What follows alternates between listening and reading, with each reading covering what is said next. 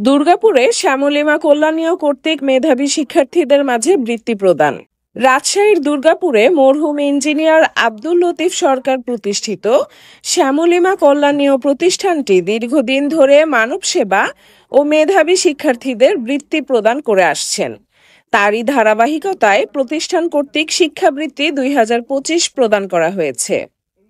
শনিবার 29 মার্চ সকাল 10টায় উপজেলার কিসমত গণপৌর ইউনিয়নের রাতু গ্রামে আব্দুল রৌফ সরকারের আমবাগানে এক বর্ণাঢ্য আয়োজনের মধ্য দিয়ে 82 জন শিক্ষার্থীর মাঝে মেধাবৃত্তি ও ঈদ উপহার প্রদান করা হয়।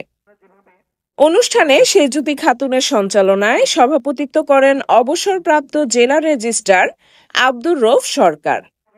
এ সময় অনুষ্ঠানে অন্যান্যদের মধ্যে বক্তব্য রাখেন 27তম বিসিএস শিক্ষা মোহাম্মদ মোজাম্মেল হক, 31তম বিসিএস কাস্টমস আব্দুল হান্নান, 39তম বিসিএস স্বাস্থ্য ডক্টর অশোক কুমার সরকার, ঢাকা জগন্নাথ বিশ্ববিদ্যালয়ের প্রফেসর ডক্টর জুলফিকার মাহমুদ নাহিদ।